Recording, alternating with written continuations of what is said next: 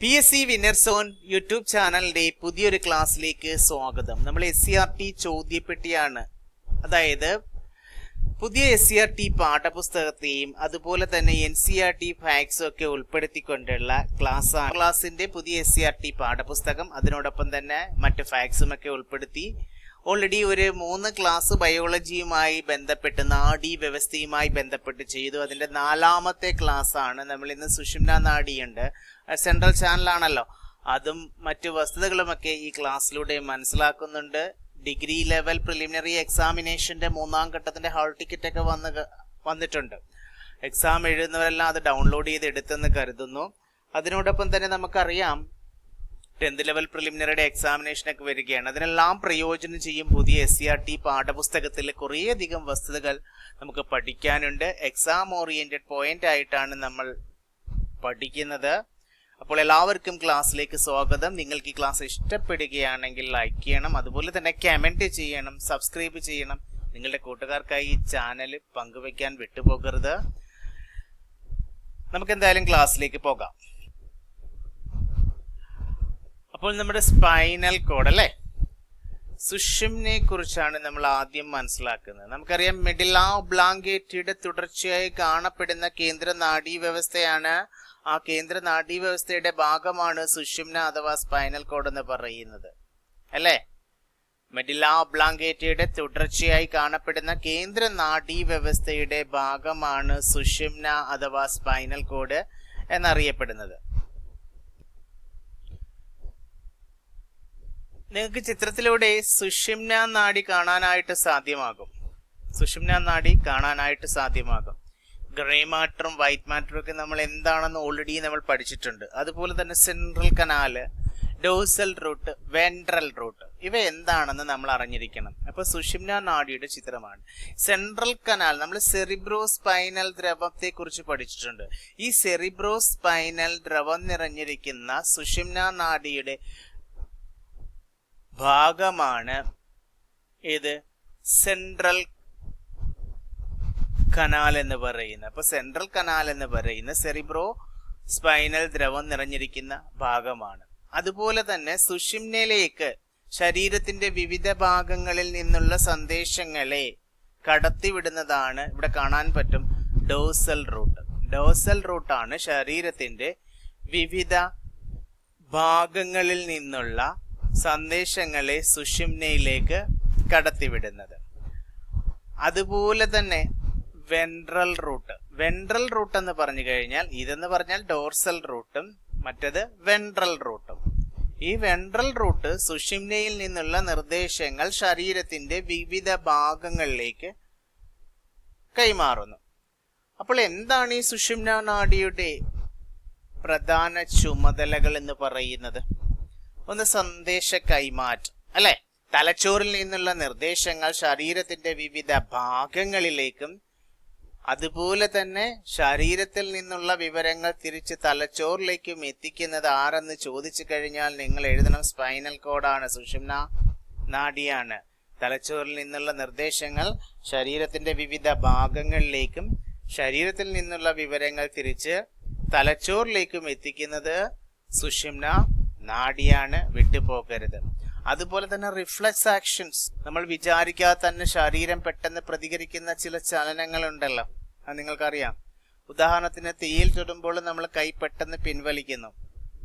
അപ്പോൾ ഇതിനെയൊക്കെ നിയന്ത്രിക്കുന്നത്, അതായത് റിഫ്ലക്സ് ആക്ഷനെ നമ്മൾ വിചാരിക്കാതെ തന്നെ ശരീരം പെട്ടെന്ന് പ്രതികരിക്കുന്ന ചലനങ്ങളെ ഒക്കെ നിയന്ത്രിക്കുന്നത് സ്പൈനൽ കോഡാണ്, സുഷുമ്നാ നാഡിയാണ്. ഓക്കെ അല്ലേടെ? ഇതിന്റെ ഘടന, സുഷുമ്നാ നാഡിയുടെ അല്ലെ സ്പൈനൽ കോഡിന്റെ സ്ട്രക്ചർ എന്ന് പറയുന്നത് മനുഷ്യന്റെ നട്ടലിലൂടെ സുരക്ഷിതമായ ഇടത്തിലൂടെയാണ് ഇത് കടന്നു പോകുന്നത്. സുഷുമ്നാ നാഡി കടന്നു പോകുന്നത് ഒരു സംരക്ഷണം ഉണ്ടായിരുന്നല്ലേ, മനുഷ്യന്റെ നട്ടലിനുള്ളിലെ സുരക്ഷിതമായ ഇടത്തിലൂടെയാണ് സുഷുമ്നാ നാഡി കടന്നു പോകുന്നത്. അതുപോലെ തന്നെ പ്രായപൂർത്തിയായ ഒരു വ്യക്തിയിൽ സുഷുമ്നാ നാഡിക്ക് ഏകദേശം 43 മുതൽ, ഇമ്പോർട്ടൻ്റ് ആണ് അറിഞ്ഞിരിക്കണം, ഏകദേശം 43 മുതൽ 45 സെന്റിമീറ്റർ വരെ നീളം ഉണ്ടാകാം. ഇപ്പോൾ പ്രായപൂർത്തിയായ ഒരു വ്യക്തിയിൽ സുഷുമ്നാ നാഡിക്ക് ഏകദേശം 43 മുതൽ 45 വരെ നീളം ഉണ്ടാകാം. ഓക്കെ അല്ലേ? അപ്പോൾ ഒരിക്കൽ കൂടി, ശരീരത്തിന്റെ വിവിധ ഭാഗങ്ങളിൽ നിന്നുള്ള സന്ദേശങ്ങളെ നമ്മുടെ മസ്തിഷ്കത്തിൽ എത്തിക്കുകയും മസ്തിഷ്കത്തിൽ നിന്നുള്ള നിർദ്ദേശങ്ങളെ ശരീരത്തിന്റെ വിവിധ ഭാഗങ്ങളിലേക്ക് കൈമാറുകയും ചെയ്യുന്നത് ആരാണ്? സുഷുമ്ന നാഡിയാണ്. ഇനി PSCക്ക് സ്പൈനൽ കോഡുമായി ബന്ധപ്പെട്ട് കുറെ ക്വസ്റ്റ്യൻസ് ചോദിച്ചിട്ടുണ്ട്, അറിഞ്ഞിരിക്കണം. മനുഷ്യ ശരീരത്തിലെ പ്രതിപ്രവർത്തന ചലനങ്ങൾ, അതാണ് റിഫ്ലെക്സ് ആക്ഷൻ, നമ്മളിപ്പോൾ പഠിച്ചു. അവയെ നിയന്ത്രിക്കുന്നത് എന്താണെന്ന് ചോദിച്ചിട്ടുണ്ട്. ഏതാണെന്ന് ചോദിച്ചിട്ട് സുഷുമ്ന നാഡിയാണ് അല്ലെ. അതുപോലെ തന്നെ മസ്തിഷ്കവും സുഷുമ്ന നാഡിയും ചേർന്ന നാഡീവ്യൂഹം ഏത് പേരിൽ അറിയപ്പെടുന്നു? ഓൾറെഡി കഴിഞ്ഞ ക്ലാസ്സിൽ പഠിച്ചതാണ്. സെൻട്രൽ നെർവസ് സിസ്റ്റം അഥവാ CNS അഥവാ കേന്ദ്ര നാഡീ വ്യവസ്ഥ. മനുഷ്യ ശരീരത്തിൽ എത്ര ജോഡി സുഷുമ്ന നാഡികളാണുള്ളത്? ഇമ്പോർട്ടന്റ് ആണ്, നമ്മൾ പഠിച്ചതാണ് കഴിഞ്ഞ ക്ലാസ്സിൽ. Spinal nerves 31 ജോഡിയാണ്. മനുഷ്യ ശരീരത്തിൽ എത്ര ജോഡി ചോദിച്ചിട്ടുള്ളതാണിത്. മനുഷ്യ ശരീരത്തിൽ എത്ര ജോഡി സുഷുമ്ന നാഡികളാണുള്ളത്? സ്പൈനൽ നെർവ്സ് ആണുള്ളത് 31 ജോഡിയാണ്. സുഷുമ്ന നാഡി ആരംഭിക്കുന്നത് മസ്തിഷ്കത്തിന്റെ ഏത് ഭാഗത്ത് നിന്നാണ്? കഴിഞ്ഞ ക്ലാസ്സിൽ പഠിച്ചതാണ്. മെറ്റില ഒബ്ലാങ്കേറ്റയിൽ നിന്നാണ് സുഷുമ്ന നാഡി ആരംഭിക്കുന്നത്. അതുപോലെ തന്നെ സുഷുമ്ന നാഡിയെ പൊതിഞ്ഞ് സംരക്ഷിക്കലുള്ള സുരക്ഷാ കവചം ഏതാണ്? നമ്മൾ പഠിച്ചു കഴിഞ്ഞ ക്ലാസ്സിൽ. മെനിഞ്ചസ് ആണ് സുഷുമ്ന നാഡിയെ പൊതിഞ്ഞ് സംരക്ഷിക്കുന്ന 3 പാളികളുള്ള സുരക്ഷാ കവചം മെനിഞ്ചസ്. അതുപോലെ തന്നെ നെക്സ്റ്റ് ക്വസ്റ്റ്യൻ ആണ്, സുഷുമ്ന നാഡിയുടെ മധ്യത്തിലുള്ള ഇടുങ്ങിയ കുഴൽ ഏത് പേരിൽ അറിയപ്പെടുന്നു എന്ന് ചോദിച്ചു കഴിഞ്ഞാൽ നമ്മൾ പഠിച്ചതാണ്. സെൻട്രൽ കനാൽ എന്നാണ് സുഷുമ്ന നാഡിയുടെ മധ്യത്തിലുള്ള ഇടുങ്ങിയ കുഴൽ അറിയപ്പെടുന്ന പേര്. നിങ്ങൾ കേട്ടിട്ടുണ്ടാവും. സെൻട്രൽ കനാലിനും നമ്മൾ ഇന്ന് പഠിച്ചിരുന്നു. മെനിഞ്ചസിന്റെ പാളികൾക്കിടയിൽ നിറഞ്ഞിരിക്കുന്ന ദ്രാവകം ഏതാണ്? സെറിബ്രോ സ്പൈനൽ ഫ്ലൂയിഡ്, CSF അല്ലെ. അതുപോലെ തന്നെ സുഷുമ്ന നാഡിയിലുള്ളിലെ ഭാഗം ഏത് നിറത്തിലാണ് കാണപ്പെടുന്നത്? നമ്മളിപ്പോ തുടക്കത്തിൽ കണ്ടതാണ്. സുഷുമ്ന നാഡിയിലെ ഉള്ളിലെ ഭാഗം ഏത് നിറത്തിലാണ് കാണപ്പെടുന്നത് ചോദിച്ചാൽ ഗ്രേ മാറ്റർ. ഉത്തരം ഗ്രേ മാറ്റർ ആണ്. അതായത് ഇത് ഇംഗ്ലീഷ് അക്ഷരമാലയിലെ അക്ഷരമായ H ഉണ്ടല്ലോ, ക്യാപിറ്റൽ ലെറ്റർ H അല്ലെങ്കിൽ പൂമ്പാറ്റയുടെ ആകൃതിയിലാണ് ഈ ഗ്രേ മാറ്റർ കാണപ്പെടുന്നത്. അതുപോലെ തന്നെ സുഷുമ്ന നാഡിയുടെ പുറമേയുള്ള ഭാഗം ഏത് നിറത്തിലാണ്? നമ്മൾ പഠിച്ചു, വൈറ്റ് മാറ്റർ ആണ്. സുഷുമ്ന നാഡി കേൾക്കുന്ന പരിക്കുകൾ ഇമ്പോർട്ടന്റ് ആണ്. സുഷുമ്ന നാഡി കേൾക്കുന്ന പരിക്കുകൾ കാരണം ഉണ്ടാകുന്ന തളർവാദം ഏത് പേരിൽ അറിയപ്പെടുന്നു എന്ന് ചോദിച്ചു കഴിഞ്ഞാൽ പാരാപ്ലീജിയ എന്നാണ്. എന്താണ്? പാരാപ്ലീജികൾ കാരണം ഉണ്ടാകുന്ന തളർവാദത്തിന് അറിയപ്പെടുന്ന പേര് പാരാപ്ലീജിയ. ഇനി മറ്റൊരു ക്വസ്റ്റ്യൻ ചോദിക്കട്ടെ. നാഡീവ്യവസ്ഥയുടെ ഘടനാപരവും അടിസ്ഥാനപരവുമായ അടിസ്ഥാന ഘടകം ഏതാണ്? നാഡീവ്യവസ്ഥയുടെ ഘടനാപരവും പ്രവർത്തനപരവുമായ അടിസ്ഥാന ഘടകം ഏതാണ്? നമുക്കറിയാം, നമ്മൾ പഠിച്ചതാണ് ന്യൂറോൺ അഥവാ നാഡീകോശം. ഒരു ക്വസ്റ്റ്യൻ ചോദിക്കട്ടെ. മനുഷ്യ ശരീരത്തിലെ ഏറ്റവും നീളം കൂടിയ നാഡി ഏതാണ്? എക്സാമിന് ചോദിക്കാം. സയാറ്റിക് നാഡിയാണ്. സയാറ്റിക് നാഡിയാണ് മനുഷ്യ ശരീരത്തിലെ ഏറ്റവും നീളം കൂടിയ നാഡി. ഏത്? സയാറ്റിക് നാഡിയാണ്. മനുഷ്യ ശരീരത്തിലെ എത്ര ജോഡി ശിരോനാഡികളാണുള്ളത്? ക്രാനിയൽ നെർവ്സ് 12 ജോഡി ശിരോനാഡികളാണ് ഉള്ളത്. എത്ര ജോഡിയാ? 12 ജോഡി. മനുഷ്യ ശരീരത്തിലെ ഏറ്റവും നീളം കൂടിയ ശിരോനാഡി ഏതാണ്? അതറിയോ? വാഗസ് നാഡിയാണ്. വാഗസ് നെർവസ് ആണ്. 10ാം ശിരോനാഡി എന്ന വാഗസ് നാഡിയാണ് മനുഷ്യ ശരീരത്തിലെ ഏറ്റവും നീളം കൂടിയ ശിരോനാഡി. അതുപോലെ മറ്റൊരു ക്വസ്റ്റ്യൻ ചോദിക്കട്ടെ. തുമ്മൽ, ചുമ, ഛർദി തുടങ്ങിയ അനൈച്ഛിക പ്രവർത്തനങ്ങളെ നിയന്ത്രിക്കുന്ന മസ്തിഷ്ക ഭാഗം നമുക്കറിയാം, നമ്മൾ പഠിച്ചതാണ് ഇന്നലെ. മെഡുല ഒബ്ലോങ്കേറ്റയാണ്. ഓക്കെ അല്ലേ? ഇനി ഓർത്തിരിക്കണം, സ്റ്റേറ്റ്മെന്റ് ടൈപ്പിൽ ഉൾപ്പെടാം. നാഡീകോശങ്ങൾ ഉൾപ്പെടെയുള്ള എല്ലാ കോശ വൈദ്യുത ചാർജ് ഉള്ളവയാണ്. അവയുടെ കോശസ്ഥത്തിന്റെ ഉൾഭാഗം പുറത്തേക്കാൾ നെഗറ്റീവ് ആയിരിക്കും. ഓർത്തിരിക്കണം, നാഡീകോശങ്ങൾ ഉൾപ്പെടെയുള്ള എല്ലാ കോശങ്ങളും വൈദ്യുത ചാർജ് ഉള്ളവയാണ്. അവയുടെ കോശസ്ഥലത്തിന്റെ ഉൾഭാഗം എന്ന് പറയുന്നത് പുറത്തേക്കാൾ നെഗറ്റീവ് ആയിരിക്കും. ഇത് ഉദ്ദീപിപ്പിക്കപ്പെടുമ്പോൾ കോശസ്ഥലത്തിന്, അതായത് സെൻസ് ഉണ്ടാകുമ്പോൾ, സെൻസറി മോഷൻ ഉണ്ടാവുമല്ലോ. അപ്പോൾ ഈ ഉദ്ദീപിപ്പിക്കപ്പെടുമ്പോൾ കോശസ്ഥലത്തിന് പുറത്തുനിന്ന് പോസിറ്റീവ് ചാർജുള്ള അയോണുകൾ കോശത്തിലേക്ക് പ്രവേശിക്കാറുണ്ട്. ഇത് താൽക്കാലികമായിട്ട് എന്ത് ചെയ്യും? ആ ഭാഗത്ത് ചാർജ് വ്യതിയാനമൊക്കെ ഉണ്ടാക്കാറുണ്ട്. ജസ്റ്റ് ഒന്ന് അറിഞ്ഞിരുന്നാൽ മതി. അപ്പോൾ ഓർത്തിരിക്കണം, ഇമ്പോർട്ടന്റ് ആണ് ഈ ഒരു പോയിന്റ്. ഉദ്ദീപിപ്പിക്കപ്പെടാത്ത അവസ്ഥയിൽ കോശസ്ഥലത്തിന് പുറത്ത് പോസിറ്റീവ് ചാർജും ഉള്ളില് നെഗറ്റീവ് ചാർജും നിലനിൽക്കുന്നു ഉദ്ദീപിക്കപ്പെടാത്ത സമയത്ത്. അതറിഞ്ഞിരിക്കണം. ഓക്കെ അല്ലേ? അപ്പോൾ ഉദ്ദീപിക്കപ്പെടാത്ത സമയത്തിന് ഇനി ഉദ്ദീപിപ്പിക്കപ്പെടുമ്പോഴോ കോശസ്തരത്തിന് പുറത്തു നിന്ന് പോസിറ്റീവ് ചാർജുള്ള അയോണുകൾ കോശത്തിലേക്ക് പ്രവേശിക്കുകയാണ് ചെയ്യുന്നത്. ആ സമയത്ത് അതിന് തൊട്ട് മുമ്പ് കോശസ്തരത്തിന്റെ ഉൾഭാഗം പുറത്തേക്കാൾ നെഗറ്റീവ് ആയിരിക്കും എന്ന് പറഞ്ഞു. എന്നാൽ ഉദ്ദീപിപ്പിക്കപ്പെടുമ്പോൾ കോശസ്തരത്തിന് പുറത്തു നിന്ന് പോസിറ്റീവ് ചാർജുള്ള അയോണുകൾ കോശത്തിലേക്ക് പ്രവേശിക്കുകയും അങ്ങനെ ഇത് താത്കാലികമായി ആ ഭാഗത്ത് ചാർജ് വ്യതിയാനമൊക്കെ. എന്നാൽ ഉദ്ദീപിപ്പിക്കപ്പെടാത്ത അവസ്ഥയിൽ കോശസ്തരത്തിന് പുറത്ത് പോസിറ്റീവ് ചാർജും ഉള്ളില് നെഗറ്റീവ് ചാർജും നിലനിൽക്കുന്നു. അറിഞ്ഞിരിക്കണം. ഇനി എന്താണ് സിനാപ്സ്? എക്സാമിന് ചോദിച്ചിട്ടുണ്ട്. ഒരു നാഡീയാവേഗം ശരീരത്തിന്റെ ഒരു ഭാഗത്ത് നിന്ന് മറ്റൊരു ഭാഗത്തേക്ക് എത്തണമെങ്കിൽ നമുക്ക് പല ന്യൂറോണുകളിലൂടെ സഞ്ചരിക്കേണ്ടി വരുമെന്നറിയാം.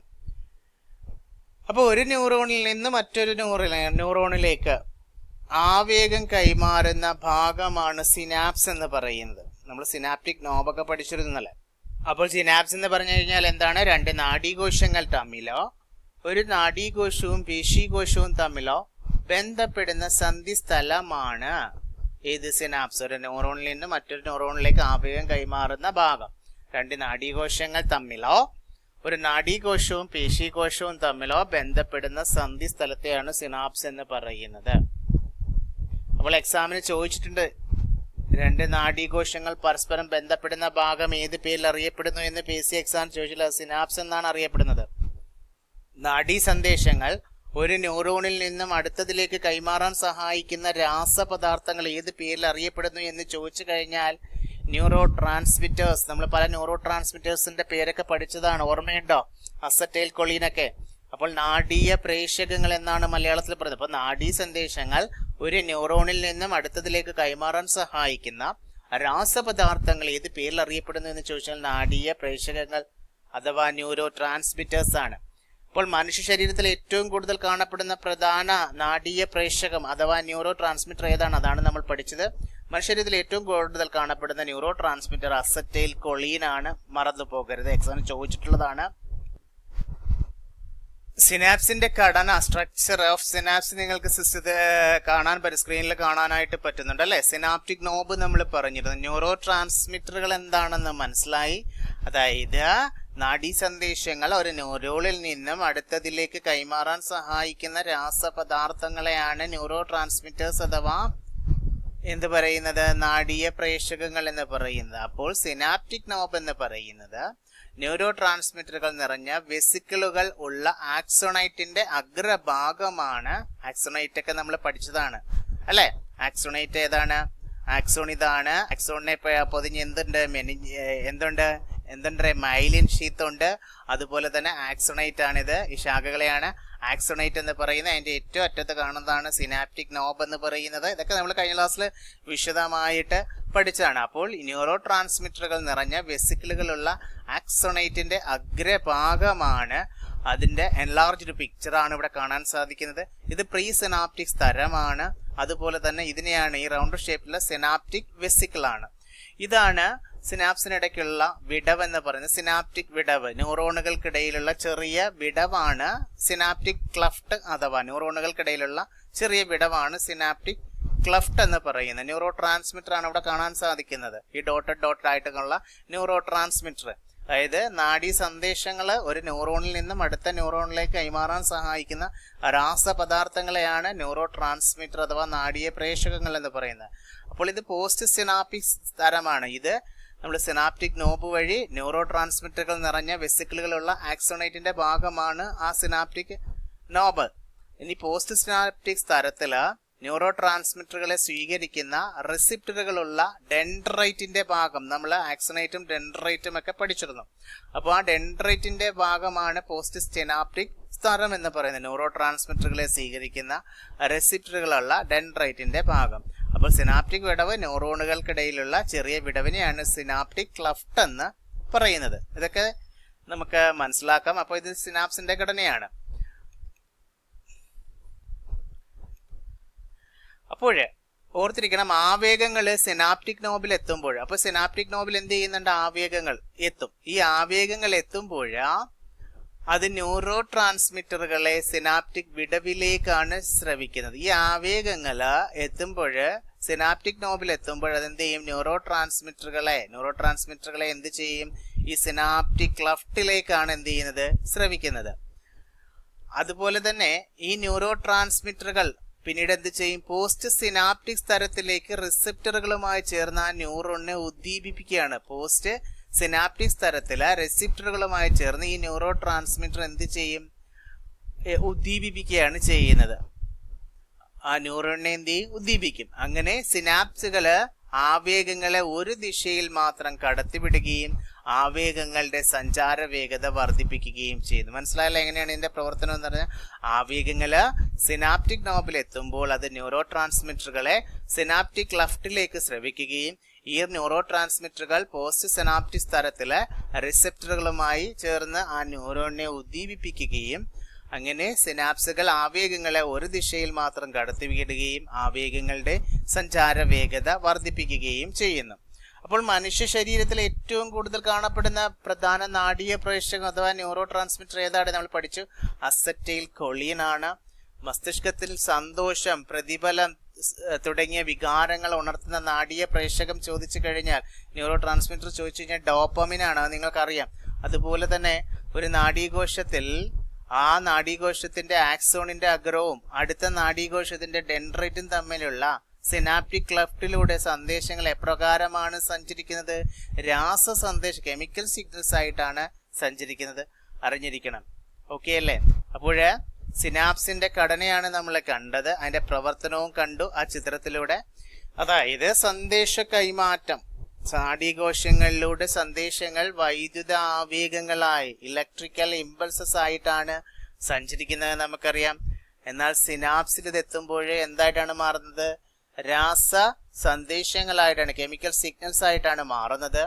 സിനാപ്സുകൾ എപ്പോഴും സന്ദേശങ്ങളെ ഒരു ദിശയിലേക്ക്, നമുക്കിവിടെ കാണാം, പോസ്റ്റ് സിനാപ്റ്റിക് സ്ഥലത്തിലേക്കാണ് കടത്തിവിടുന്നത് അല്ലേ? സിനാപ്സുകൾ എപ്പോഴും സന്ദേശങ്ങളെ ഒരു ദിശയിലേക്ക് മാത്രമായിരിക്കും, വൺ വേയിലായിരിക്കും കടത്തിവിടുന്നത്.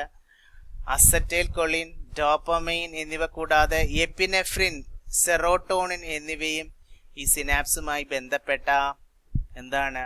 പ്രധാന ന്യൂറോ ട്രാൻസ്മിറ്ററുകളാണ്. ഓക്കെ അല്ലേ? ഓക്കെ അല്ലേടേ? ഇനി നമുക്ക് അടുത്ത പോർഷനിലേക്ക് പോകാം. അടുത്ത ഭാഗത്തേക്ക് പോകണ്ടേ?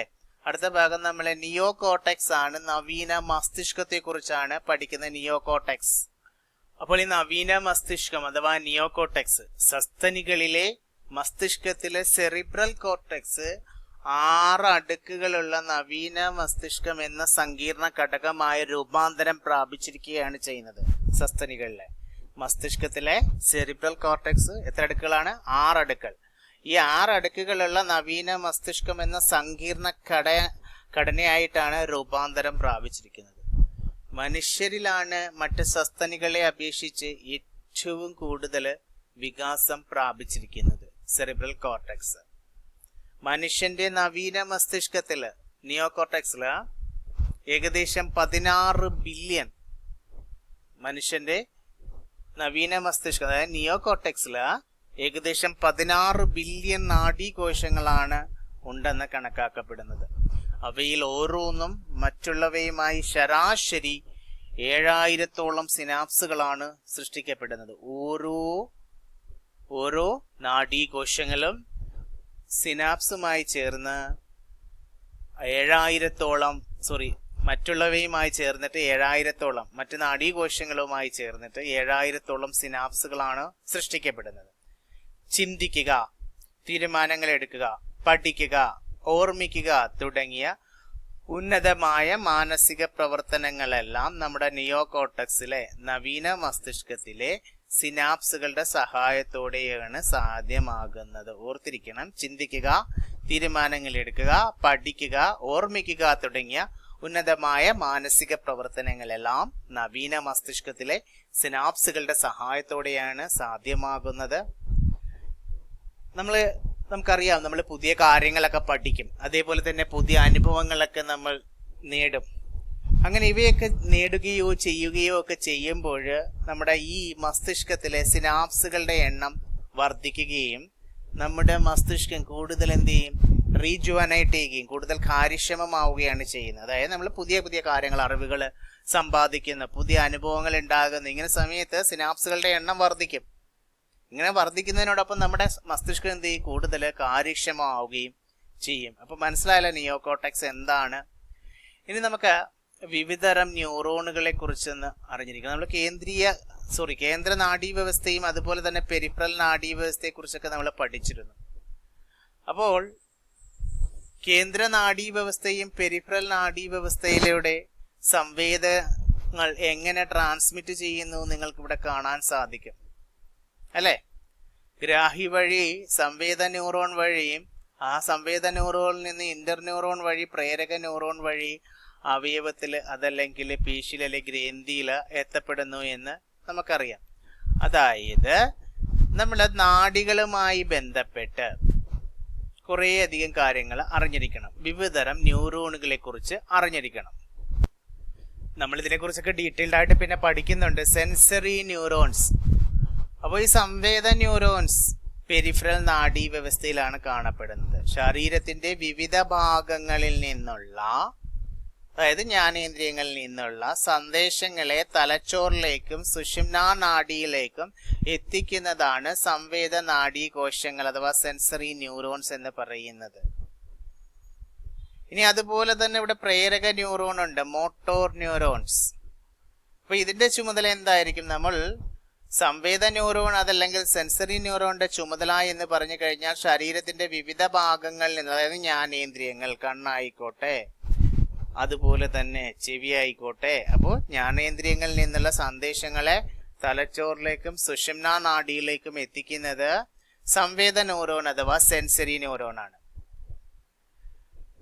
സന്ദേശങ്ങൾ ശരീരഭാഗങ്ങളിൽ നിന്ന് എവിടേക്കാണ് പോകുന്നത്? തലച്ചോറിലേക്കാണ് എത്തപ്പെടുന്നത് നിങ്ങൾക്കറിയാം.